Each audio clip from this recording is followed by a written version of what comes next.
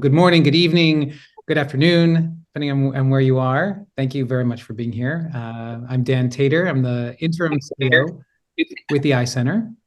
And we are going to be very excited to have everyone's involvement in there. If you're able to turn your camera on, we'd love to see you. If you're able to stay on mute for right now so we can hear Mishy, that would be great, but we'll certainly have that opportunity to come off of mute shortly. And we at the Eye Center, we've been on this journey with you leading into this moment. We had Donna Lelkin at Adut Mekomit, local testimony. We explored bearing witness through photography. We had Max Pivo, managing partnerships on our team, and our Pulse of Israel curriculum. We looked at how educators hold complexity. And really with both of those things in mind, today we're turning to stories, the ones that we carry, the ones that we share, the ones that we sometimes leave behind. And guiding us is someone who has become synonymous with that craft, Mishy Harman, host of Israel Story. And through his work, he's been with the Eye Center since our inception. He's been a true partner with that and a friend of ours here. And he brings us voices from across Israeli society. And he really reminds us that behind every headline is a person, is an experience, and a story worth hearing. And I promised him we would keep the introduction short and not full of accolades. Because it's something that we all know him and we really appreciate his work. So with that, I would love to welcome Mishy Harman. So thank you, Mishy, for joining us here today. Really appreciate it. So much, Dan. As you said, the Eye Center is like another family to me. Or is like family to me, I should say. So Good. it's good to be with family. Yeah, terrific. Thank you. Well, we'll jump right in. Since we are just before the new year here, I want to start by asking about kavanah, intention, and reflection here. So when you think about entering the new year with Rosh Hashanah 5786, what are the voices and the stories that you find yourself carrying with you? Well, first of all, hi, everyone. It's nice to see all of you and many friends, and it's good to be together. And thanks for finding the time to join in the middle of the day. And look, what can I really say? I mean, for the last almost 2 years now, we've been in sort of the most difficult and trying and challenging times that I can remember, and times in which during some points it was possible to say, like, well, on the sort of personal front, I'm doing fine, but nationally things are terrible, to times when those things are completely intertwined and synonymous, and you don't feel that you can really make the sort of distinction between your own private life and the sort of collective national life. And there's been a lot of times of hope and a lot of times of despair, and both, and really it's exhausting, more than anything else, and I think each one is experiencing this in a different way. And I know that I feel that I have a hard time understanding the kind of trying times that Jews around the world and in North America are experiencing, but I know that they're also extremely challenging and difficult, and forcing us to ask questions that reach the very core of what we held to be true, and to try to have to rethink that, and rethink friendships, and rethink loyalties, and rethink our beliefs. And sometimes, I mean, I'm saying this just because we're all friends here, sometimes you just want to live some sort of normal life, and that's not at all what's going on here, unfortunately. And to answer your question, Dan, about sort of voices and stories that I find carrying into the new year. As you might know, so for those who don't know, I run an organization called Israel Story, which, among other things, produces a podcast, which is also called Israel Story, which for many, many years tried to reflect the diversity and um, nuance of Israeli society through these human interest stories, and we shied away from current affairs, and we did not engage with politics, whatever sort of politics really means, because I don't know why telling a story about the Israeli-Palestinian conflict or the occupation is more or less political than telling a story about, reform and conservative rabbis praying at the Western Wall. But for some reason, it is perceived that way. But we didn't do that for many, many years, and that policy of sort of remaining apolitical served us pretty well. And we're very data driven, so we conduct these extensive annual surveys, and something like 90% every single year of our audience would say that they didn't feel that we had a political bias, and the remaining 10% were always split between people who thought that we were left leaning and people who thought that we were right leaning. So I always thought that that's a pretty good place to be. But then came the sort of two traumas of 2023, the judicial reform and then the war, and sort of shifted our focus somewhat, because with the judicial reform and as you might recall, even though this seems like it's ancient history at this point, it was a sort of attempt to basically disassemble the core tenets of Israeli democracy, and it seemed to me that not referring to what was going on in Israel and staying out of current affairs was a greater political statement than engaging with them. And of course, we did it within our own narrative framework, and we did this whole project, which we actually, I think, presented at one of the icons, about the Israeli Declaration of Independence, and we tracked down over the course of a year the closest living relatives of all the 37 signatories of the Israeli Declaration of Independence, and talked to them about what their father, mother, grandfather, grandmother thought or imagined when they sort of penned into existence this almost impossible creation of a Jewish and democratic state, and what they would think of reality today.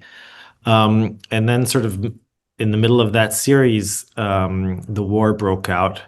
And since then, basically till today, we've been on this journey that we called Wartime Diaries, which were essentially an attempt to try to share with our listeners around the world the multiplicity and complexity of the voices that we were hearing around us. And it started off really with sort of a documentation project. I mean, this project has evolved tremendously over the last 23 months.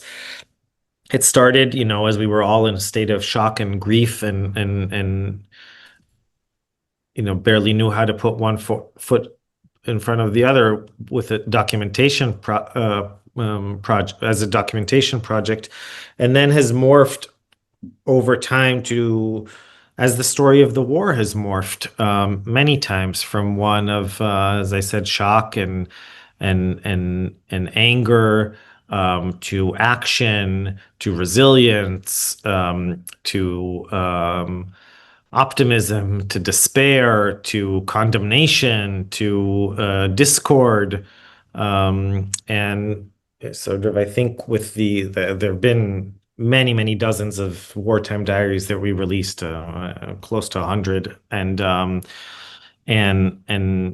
we've talked to probably several thousands of people at this point, and heard their stories, and there's some that I take with me into the new year, and for the sake of my own sanity, I try to take with me ones that focus on humanity and focused on our shared humanity and are somewhat hopeful. Look, there's going to be a day after this war, and there's going to be a day after this current leadership, and we're going to hopefully live in that day. And we need to remember that we're all in it together in some fundamental way. And there was a left-wing politician in Israel when I was growing up called Yossi Sarid, who was somewhat of a role model for me. And people used to say about him that he he was considered kind of an asshole on a personal level, and people used to say about him that he loved humanity but hated human beings.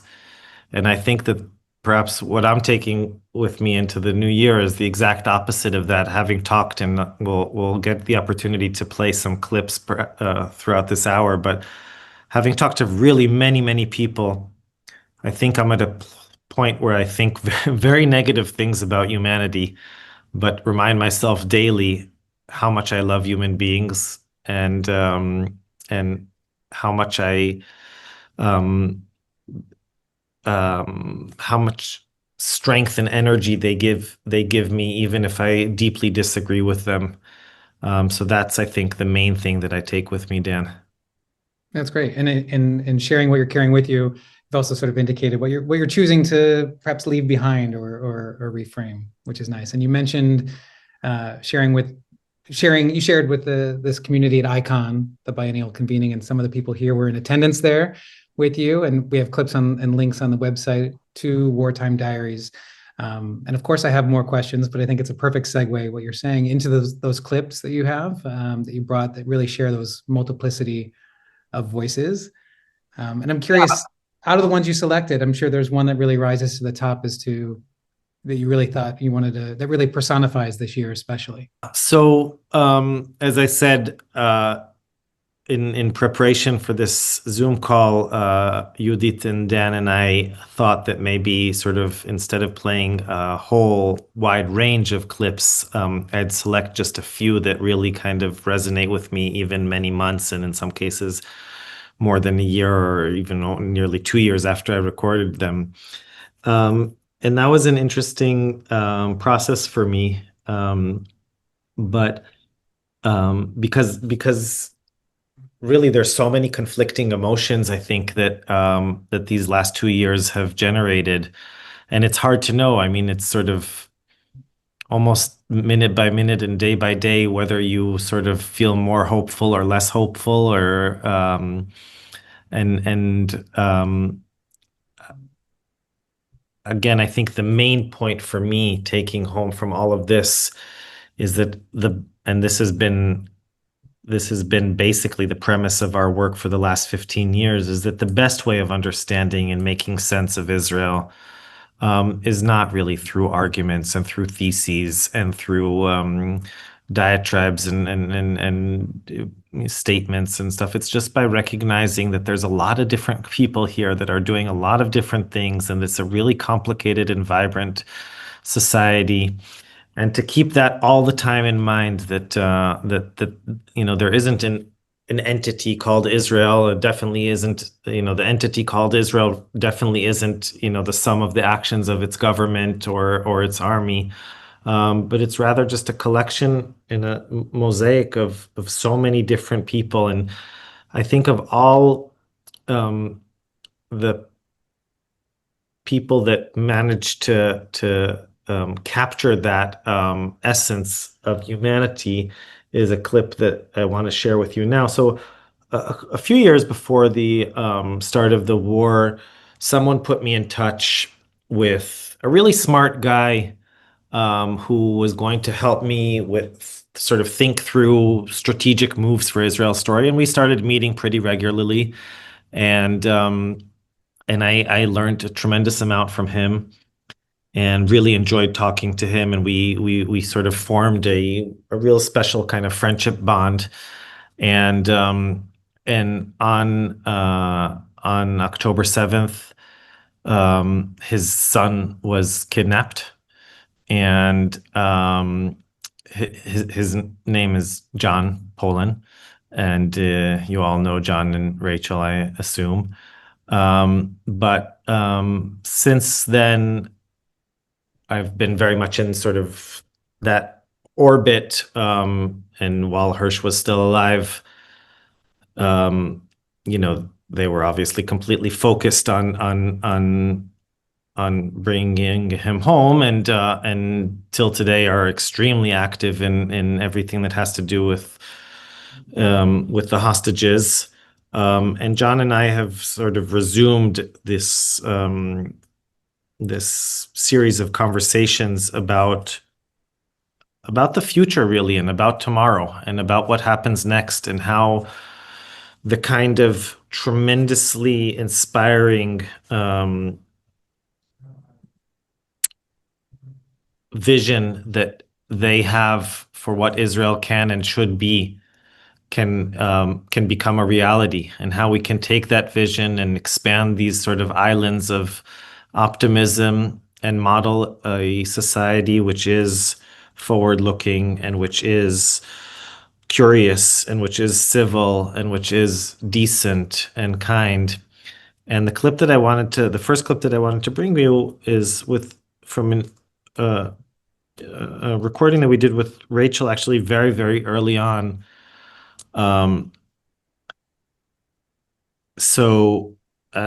If you recall, in sort of the early days and weeks of the war, it was totally unclear who was kidnapped and who was missing and who had been murdered and hadn't been identified yet. And during that time, a Zoom call was organized between the family members of all of the missing people who had American citizenship, and President Biden. And Rachel and John were invited to this Zoom call because Hirsch was an American citizen, as was a woman from I think Rehovot, or from Hod HaSharon, whose two daughters, who were also American citizens, had been at the Nova Party, and were missing, were unaccounted for.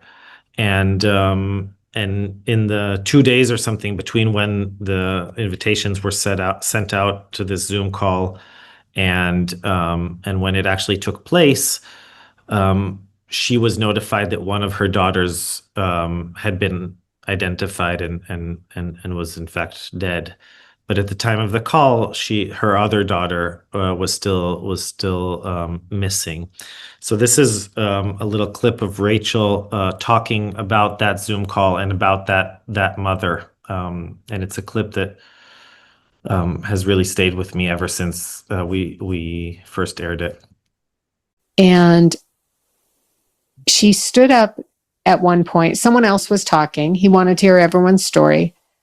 And she stood up and she went to like the door of the room she was in. She was out for a minute and she comes back in and she's like walking around, sort of like throwing her arms in the air. And she hits something on her computer, which was the mute button, which all of us had our mute buttons on. And she says, I have to interrupt. I have to interrupt. And the president was speaking at the time and he said, yeah, go ahead. And she said, I just got the door knock that my other daughter is dead. And she started screaming. And we all, 12 of us, started crying on the call. And he put his hands in his head in his hands and started sobbing.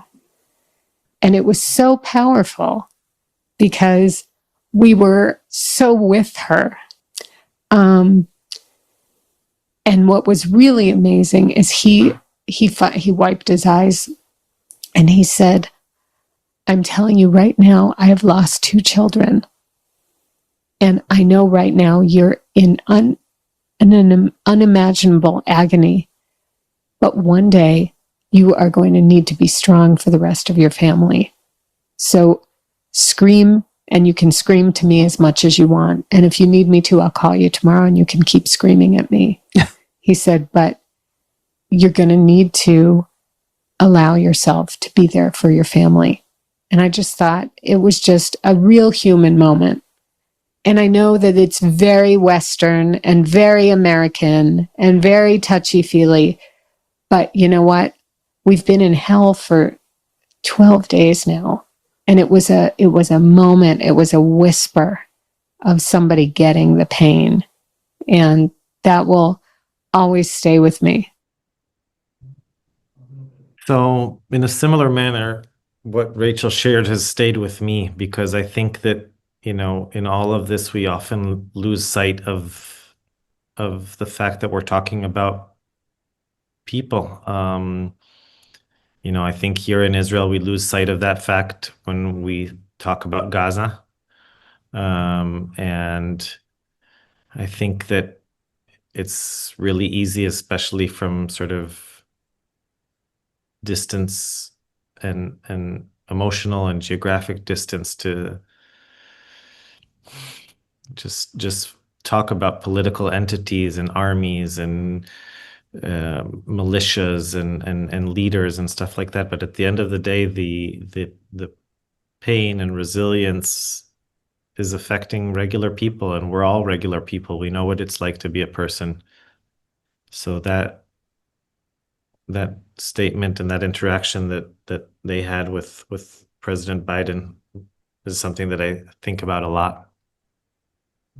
Yeah, and with President Biden, but also with each other, that moment, that mother's experience really created for me, it created a powerful moment of shared humanity, right? Of us all coming together, and each story that you have, it shares another narrative, right? Another angle into the reality of life in Israel right now, and I think that's also why this relationship, it has been so strong over the past 17 years or so. It's at the heart of, the Eye Center's pedagogy, by listening to these multiple voices, these multiple narratives, we begin to understand the complexity, as much as we can understand the complexity, and also the ways that people still come together. Totally, and it's hard. I mean, look, I have my professional life and my job, but I'm also, an Israeli citizen, and I have I'm a lot of skin in this game, and I care very, very much about what goes on here and about the society that I live in and the one that my daughter will grow up into. And as you perhaps know, being an active citizen these days in Israel has become almost a full-time job. I sort of nod in my hat as the person who runs Israel Story, but just as a private person, I you know s- spend many, many, many, many hours and many nights every single week demonstrating around different things. And in that kind of atmosphere, it's very easy. And I catch myself falling into this as well, entering these sort of zones of moral certainty and these echo chambers that reinforce, your opinions and so on. And don't get me wrong, I have very, very strong and very clear opinions about Israel and about Israeli society and so on and so forth. But I think that it's a tremendous privilege for me to be able, through my work, to talk to people who live very, very different lives than I do, and who hold very, very different views. And because of the nature of our work, where we get to sit with people for very, very long hours and meet them in their homes and befriend them, and often, I don't know, have lunch together or meet their kids or whatever it is. It's a constant reminder that, like, despite my conviction and my desire, I don't actually hold all of the truth, or even most of the truth. And my these interactions force me to try to see life and reality through other eyes. And a good example, I'll actually play perhaps two examples of that. So I got the opportunity a while back already to speak to another father of a hostage, um, who's still in Gaza, and as far as we know, alive, hopefully. And this man, his name is Tzvika Mor, and he lives in Kiryat Arba, and he is the father of I think 23 or 24-year-old called Eitan Mor. And Tzvika is from the opposite side of the political map as I am, and is one of the founders of what's called Forum Tikva, which is this faction within the families of the hostages that essentially say that they prioritize a sort of total victory over the Hamas over any agreement, even if that means bringing back their children. And I'll play you a little clip. I sat with Tzvika for 5 or 6 hours. Here's a little clip from that, and then I'll say something about the clip. After decades of Western liberal thinking, the default will be to think only about the hostages. But if we want to continue to live here, we have to sacrifice. Okay? My responsibility is not only for my family and my relatives and my friends, but for all my nation. So, Tzvika, let me ask you, I'm sure you pray every day that Eitan comes home safely and lives a full and healthy life. That obviously goes without saying, and amen. Amen. Mm-hmm. But just to ask you, you would prefer to sacrifice Eitan's life for a success in winning this war? Look, all this thing that Israel is negotiating with terrorists, it's crazy. In the 70s, it was very, very clear that Israel do not speak with the terrorists, okay? Savoy Hotel, Sabena Airplane, Entebbe, but now it came a default that Israel negotiating with terrorists. And I think that it's terrible. I was just going to ask, what's your wife's name? Efrat. Efrat. She's totally with you on this? Yes, of course. Really? Yes, 100%. So when I was sitting in the room with him and hearing this, I couldn't believe what I was hearing. I couldn't understand how his mind worked and how he could say these kind of sentences. But I was really, really, and it's not my place to judge him. Obviously, he's in the most horrible circumstance that one could imagine. Now 700 and how many days are we? 4 days later, his son is still in Gaza. So it's really not my place to judge him in any way. I completely disagree with him politically, and also sort of tactically and morally, but I was really trying to understand. And we talked and talked and talked and talked, and then we finished the recording and we went out to the parking lot, and I walked into his car, and we sort of stood outside of his car for another 2 hours, talking more. And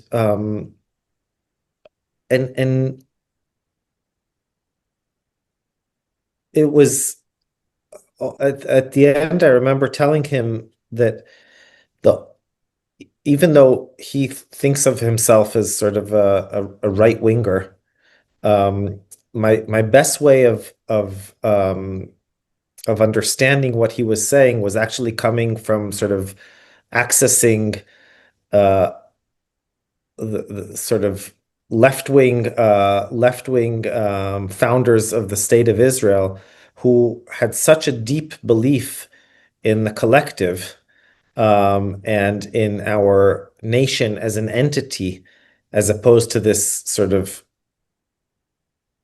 individualism that we celebrate today, that it almost sounded to me like he was talking from the throat of people like Berel Katzenelson. And I tried to talk to him to try to understand, but it's extremely challenging, extremely. And I should say I really liked him on a personal level, and we've stayed in touch. And but it's for me uh, a privilege to be able to sort of suspend my own beliefs and opinions for a while and try to, my job after these interviews are done are to try to edit them in such a way so that they are delivering the best version of their argument and their experience to the listener. And in order to do that, I really have to get into their head. So I find that to be sort of an, an opportunity that expands the way that I think. And it happens not just when it comes to ideas, it happens also when it comes to experiences. So, for example, um, another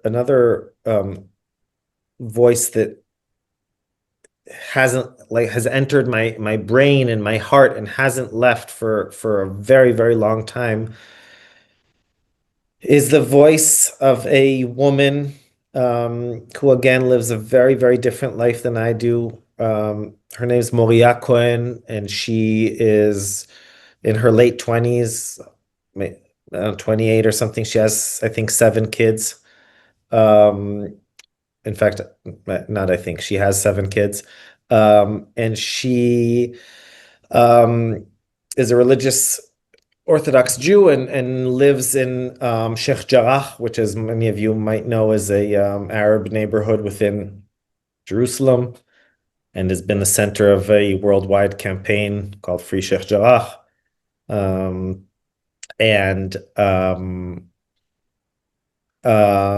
she is there for a bunch of ideological reasons. And prior to knowing her, I would very frequently demonstrate right below her house against her right to live where she does.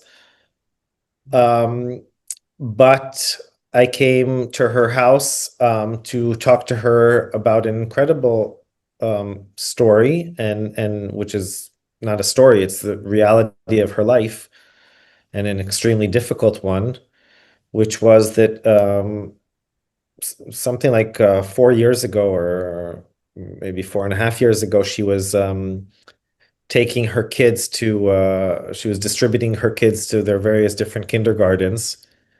Sheikh Jarrah, as I said, is a Palestinian neighborhood, and there's a few dozen Jewish families that live there in apartments among the Palestinian population. So anyway, she was taking her kids to Gan in the morning, and her next door neighbor's 14-year-old daughter stabbed her in the back. And it was a winter day, so she was wearing this like heavy down puffy coat. And the 14-year-old neighbor wasn't a particularly skilled terrorist. So luckily, Moria wasn't severely injured, but nevertheless, I mean, she was injured, but not severely. And nevertheless, as far as the Israeli authorities were concerned, this teenager was a terrorist. So she was quickly apprehended and tried for many years in prison. And then she was released as part of the hostage swaps with the Hamas. And because it was only a couple of years after the stabbing had occurred, she was still a teenager. She was now 16. And she was released back to her parents' home, which is literally next door to her victim. So Moria now lives right, their doors are right in front of each other with her stabber. So here's a little clip from Moria, who only speaks Hebrew, so it's dubbed into English, but here it is. Like, does it make sense that I walk out my front gate in the morning and just see her outside my house, my attacker? I simply can't bear to see her. I can't. In a way, what they did when they released her was that they jailed me. Like, either I lock myself up in my house, shut the door, and live in a constant state of fear, or else I end up in an actual prison because I will end up attacking her. And I don't want to end up in either of those prisons, not a prison of fear and not a real prison. It's not the life I want. It's not the life I chose. I mean, the reality of her life is mind-boggling. And I was recently giving we did a live show in Montreal, and I had a morning off there, and I went to the McGill campus, and as you probably know, McGill is sort of a pretty active, you know, anti-Israel, pro-Palestine scene. And there's a sort of continuous demonstration or vigil going on campus, and a lot of signs about, you know, genocide and war crimes and Nazis and stuff like that. And I decided to join the demonstration and go talk to some of the people there. I wanted to see, you know, who they were and what they were thinking. And as will probably come as sort of no surprise to you, many of them didn't know what the fuck they were talking about. I mean, it was sort of complete ignorance, but some of them were actually more informed and interesting. And I should say, like, you know, I do share some of their opinions. It's not that it's totally foreign to me. So I sat down with them and I spent several hours with them. But the first story that I told them was this story of Moria. And somehow this managed to open up a completely different kind of conversation, because it wasn't actually anymore just a conversation of sort of throwing these various different loaded words of genocide and war crimes and so on and so forth back and forth, but rather just a conversation about, like, I invited them to try to imagine what it's like to be Moria and to live, you know, next door to your attacker, and what they would think if that was the reality of their life. And somehow that shows me the power of stories, really, because it manages to steer the conversation into a different way, and in my mind a much more productive path. So I do have some more clips, but I'm also sort of aware of the time, so maybe Dan, if Yeah, yeah. You know, it's interesting. I was going to ask you after Zvika, when you talked about, for you as the facilitator of these conversations, you know, you need to put yourself in their shoes. And Zvika and Moria, you know, they're some of what they're facing is really impossible, for at least for me, to imagine, and yet it's part of the reality of this moment. And they offer, you know, two more narratives to a broader picture. And it really honors the complexity, I guess, of this moment, of what Israelis are experiencing, the depth of what's at stake. And yet I'm sure it's hard for you, day in and day out, the hundreds of stories you've gathered, putting yourselves in their shoes. How do you cope? That's something that we've talked a lot about as educators here in North America. How do we cope with this moment? And you're constantly living that. I was wondering, very briefly, if you could touch on that before we open it up for questions. Yeah, no, it's a good question, and one that I thought about a lot, because I'm not doing this alone. I have a whole team. There's 15 people here working on Israel Story, and you know, I was concerned that maybe I'm doing something irresponsible early on, because you know, we're not, you know, trained trauma therapists or anything like that, and yet I was sending people to talk to widows and to you know, families of hostages, and to people who were searching for their loved ones, um, and you know, we didn't really have the professional tools to do that. I mean, I would argue that no one really has the professional tools to do this, and not at the scale that, you know, we experienced here in the last 2 years. And actually, yeah. Let me see if I can find this really quickly.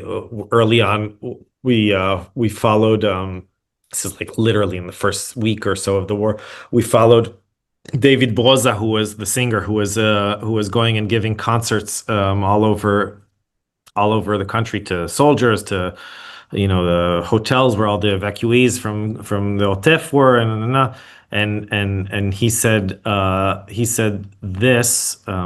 It's trauma right now. It's nobody's talking. So in a month or two, it's going to erupt, and then we're going to have, wow, thousands of people totally dysfunctional. It's coming. That was like on October 10th or something like that I recorded that.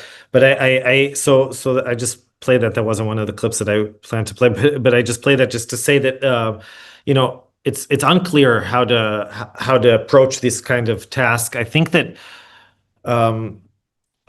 actually just doing it has been extremely helpful as a coping mechanism, just sort of going in every single day and talking to people and trying to understand what the reality of their life is. And it's true, we can never fully, I think that this is not doesn't relate only to the situation that we're in here at Israel at the moment. It's hard to ever really understand what life through another person's eyes looks like, but I think that stories are our best way of approximating that. And the to the extent that we can increase the exposure to those kind of stories, I think that one of the problems that we have here in Israel now vis-a-vis Gaza is that we're not exposed to stories in a way that allows us to understand what reality is like there. And if we have time later, I'll play you a clip that relates to that. But it's hard, but also look, we've also covered a tremendous amount of things that are extremely hopeful, really extremely hopeful. I mean, as you all remember, in the early days of the war, when basically every facet of the official state failed to act, people in civil society came in, and volunteerism was sort of showed the most beautiful side of humanity that one could imagine. And here I'll play you this tiny little clip. A friend of mine is a sustainable sustainable chef. His name's Hidai Faim. I don't know if any of you have know Hidai, but I think actually hasn't he done things with Eye Center? Yeah, we have a video series with him, and some of the people on this call, when we were in Israel, we actually spent some time with him in his home. Yeah. Nice. So Hidai, as perhaps you know, as many other people did, immediately jumped and sprung into action and started this amazing operation where hundreds of volunteers were essentially preparing tens of thousands of healthy meals that were being sent to evacuees, reservists, soldiers, and so on and so forth. But he, in a very few words, crystallized the essence of that spirit of resilience and volunteerism, which was really just a coping mechanism for the people doing the volunteering as well. So this is what Hidai said. Look, we're doing it for two reasons. One, people need to be fed, but not less importantly, people need to make food. We need this at least as much as the people to whom we send the food needs this. And I think that really captured something very true about that period. And I think that that's also a way that I find myself coping with all of this. Thank you. Yes, I want to quickly pass it to Yehudit on our team as well before turning it to this community here. Mishy, it's always great to hear you and to listen to you really carefully. And I think that just like Dan, you did before, the example of stepping up to the balcony and looking at it from the perspective of the educators. And I think, Mishy, I want people, one big takeaway from here is the minute when you were explaining your role as an interviewer to present the stories, as hard as they might be for you to listen to them, to present them in the way that makes them sound the best possible way they can be. And I think that that's an art, and that needs to be an art that we as educators master. Because for us, especially at the Eye Center, but I think many of the professionals that work with us believe that the humans that of Israel, of the Jewish people, are our texts. And as such, we carry the responsibility when we bring them to the learner. It's to carry those human voices, regardless of course, within boundaries, of course, within values. I mean, it's not anything goes, but that sense of responsibility, I think you said it in such a beautiful way, and I hope that it definitely stayed with me, and it definitely, I think of you when I'm, planning, especially sessions about multiple narratives, and I think that that speaks true to all of our educational work. So thank you for reminding us of that. Yes. Yes. A big thank you. And I'd love to now turn this out to the community and invite any questions you may have for Mishy. Hi, nice to see you. Mishy, I'm from Toronto, Canada, so close to Montreal.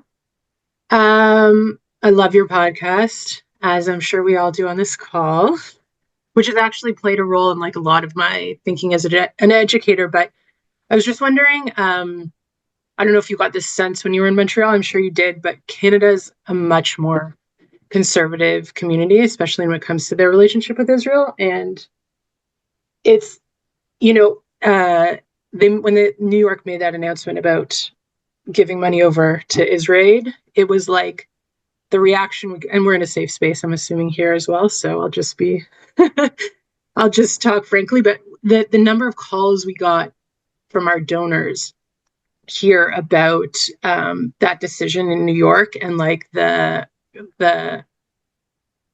nervousness around like, are we going to be doing the same thing? It's like a complete unwillingness to listen to multiple narratives, which I think is like a real challenging thing as an educator in Canada. I think that like the younger voice is definitely ready for it, but they're still so guided by the reflections of their parents, that there's like a tentativeness to engage with any sort of what they would see as like negative talk around Israel. And I was just wondering if post October 7th, in your the stories that you're doing, if there's ever a moment where you think about or there's like a tentativeness about certain voices that you're going to share, if there's like a reservation with how you're going to come off to a diaspora community that I think at least vocally seems to be completely non-receptive to any criticism of Israel because of like such a strong anti-Israel voice. Where so at least in Canada, there's like a real unwillingness to have conversations within the Jewish community that in any way are like critical of Israel. And I was just wondering if that you're mindful of that when you bring stories to the diaspora community post October 7th, and if there's been any stories where you've sort of taken a moment and thought, maybe that's not going to land so well, or will, not work with my audience.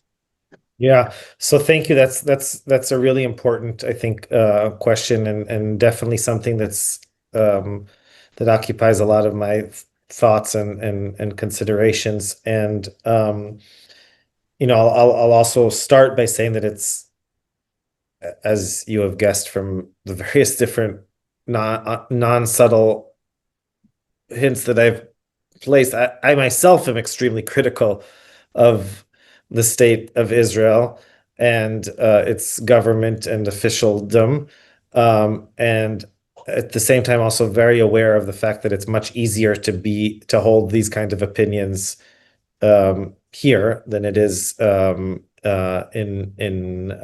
Canada or in around the world these days. But and at the same time, I don't really believe that, I don't know, my grandfather was for many, many years Israel's ambassador in America. And he was of the generation that believed that there was, certain things that you could say internally and other things that you had to say externally, and that you didn't sort of, Mix the two. air your dirty laundry or whatever that idiom is, outside. I think that that's ridiculous. I think that we live in a world in which, there's no more, there is the importance of like where you say things and statements is much diminished because we're consuming, the same media and so on and so forth. I will say at the same time, and I think that it's actually incumbent upon us to try to stretch, and not only in one direction, but in all directions, to stretch people's comfort zones and to try to ask them to consider opinions that are not their own. Because if we don't do that, then there's really very little meaning to doing what we do. And again, I think that I've discovered, not just during the war, but this is sort of, I guess, perhaps the strongest take-home message that I've been able to articulate to myself during this 15-year-long journey of telling these audio stories, is that people are much more willing to do that when they hear stories of individuals than when they hear arguments. With that, I'll say that we live in times in which people, it's really, really difficult for people to accept the validity and humanity of people, that challenge their own sense of identity and so on and so forth. And when the war broke out, many people who I know to be very progressive and who share a very liberal, welcoming, accepting worldview, said sentences which seemed very foreign to me, saying things like, for example, our heart is so full of pain that we simply don't have the bandwidth to explore or consider pain of the other side. For the first month or so after, and I'm glad that you asked this question, Tamara, because it actually allows me to play a clip that I wanted to play. For the first month or so after the start of the war, all of the episodes that we aired, they were very, very different. They were a mix of soldiers and mothers and widows and civil society and archaeologists and poets and rabbis and educators and whatever you name it. But the one thing that they all had in left wing, right wing, no. But the one thing that they all had in common was that they were all Israeli Jewish perspectives. And then in November 2023, for the first time, we decided that we were going to air the story of a Gazan. And ironically, this is just 1 month into the war, yeah? And ironically, the person who told that story was herself an Israeli Jew who was talking about her dear friend, who was a Gazan peace activist who had been killed a few days earlier with his entire family by an Israeli airstrike. So let me just play you a tiny bit of that clip. The last text that I have from him, I tell him, so I'm sorry to hear about your family members. More and more people and names and stories just adding to a list of pain that continues to grow. So he writes me, hence our role as human rights activists and freedom fighters. And that was October 27th, and by October 30th, he was dead. You text friends in Gaza, it's kind of texting them just to see if they respond, just to see if they are alive. And I texted them again, after I was told. So kind of like, just in case he answers. What did you text? It says, are you here? This feels so strange to send and ask. But that was never received. It's still unread. And we were so nervous about airing this in November 2023 exactly because of what you just said, Tamara, that we felt the need to sort of preempt any kind of attack and asked Sahar. I'm sure listeners will want to know, so I just want to give you the opportunity to clarify that Khalid was not a member of the Hamas or involved or supportive of the Hamas. Khalid was not. And it feels almost ridiculous to have to say it. Like, this is a person who's like literally talked about nonviolence and the importance of nonviolence his entire life, including criticism within Gaza about it, you know? That doesn't keep him, save him. Forget even about Khalil. Like, about his 2 daughters. And I'm not a military person. I don't know what maybe one of his neighbors was a target. All I know is that him and everyone he loved is dead. And when we aired that episode, we got more reactions, I think, after that episode than we've ever gotten after any Israel Story episode. And they were split between people who said thank you so much and sent in, $5 or $18 donations to Israel Story, and thank you for, giving a voice to Khalil and his family. And people who were outraged and said Israel Story was a safe space for me, were bombarded by anti-Israel sentiment and media, and you've now joined their ranks. Shame on you. We're never going to listen to your show again. And these were hundreds of people who said this.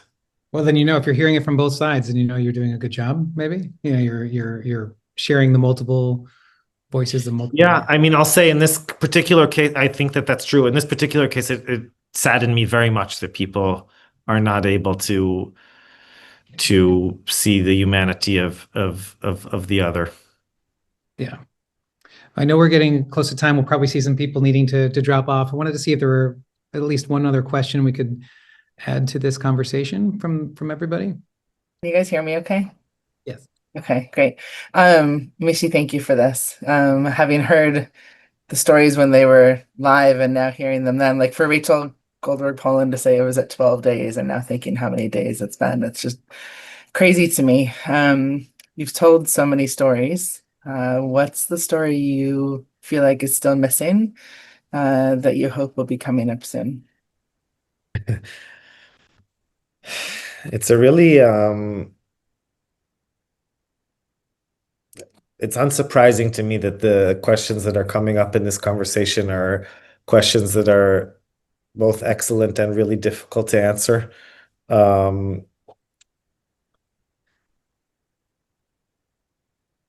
Because I think your question at the end touches on the sort of most intimate parts of one's heart in terms of what you hope for the future, right? And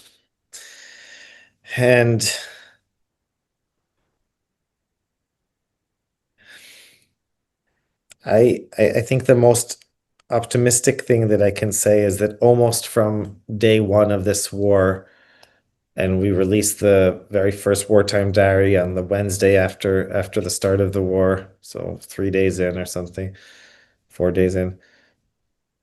We've been talking about how we exit this because no one wants to be telling stories of pain and suffering again and again and again. That totally sucks. I mean, life is so short and there's so much beauty in people and in this world that to spend our precious time on this planet by just recounting tales of pain is horrible. So I think my greatest desire, we're working now on a series that is supposed to sort of transition us out of this by saying that at the end of the war, there's still going to, when there's peace agreements, and God willing, all the hostages come back, and God willing, the carnage and devastation in Gaza cease. There's still going to be many, many millions of people living here, and there's still going to be a land that continues to grow and continues to blossom. So in a way of thinking about that, we're working on this series that takes the Shivat HaMinim, the 7 species,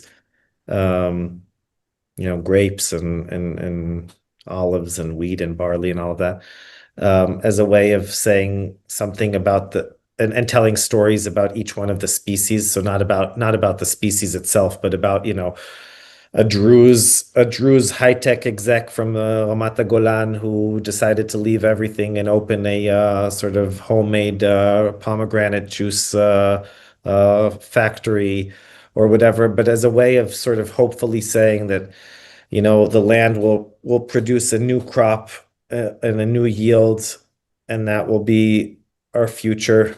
So I think I want to tell stories that our love stories and our adventure stories and our stories that have, poetry in their essence, and not just sit in front of microphones where people are crying. Yes, thank you. That's a very poignant moment there. Maybe a good way to wrap this up as well. Thank you, Mishy, for sharing. Thank you, all of you. This was a really interesting experience for me, and thank you for your questions, and thank you for coming. Yeah, you've given us so much to think about, to consider, to reflect on, and I'm getting private messages in the chat. My favorite so far is I could listen to Mishy for hours and really appreciate the opportunity, and I think that sums it up quite well. And we listen to you for hours, actually, Mishy. But thank you to all of you for joining us here. And as we enter the new year, echoing much of what we've heard today, may it bring renewal, may it bring health and peace, and may we see the swift return of all hostages back to their families. Amen. Amen. תודה, שנה טובה.